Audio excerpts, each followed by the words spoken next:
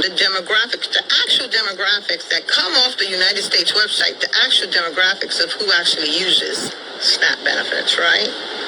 Yeah. All right.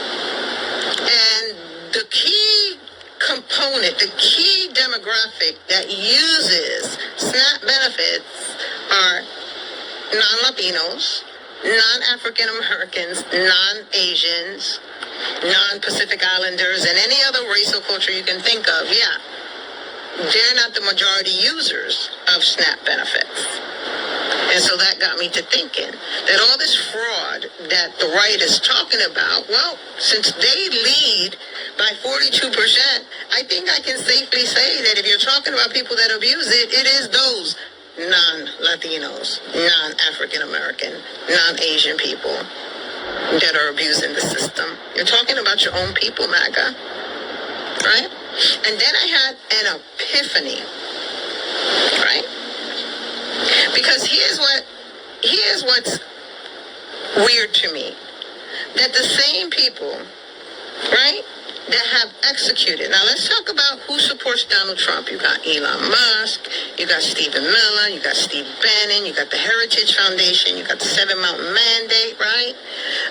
You have all these organizations, a white nationalist group that support the president, and if I had to say, have executed a plan to date that is working to take over the fucking government, to take over the White House, to take over the United States, to take over our money in this country, right?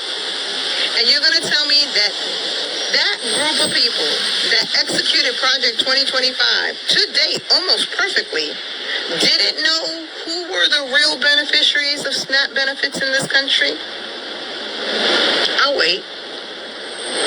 You're going to tell me they've done all that research to try to turn this country back 400 years, but they didn't know the real beneficiaries of SNAP? And so here's where my rabbit hole begins, right? How about if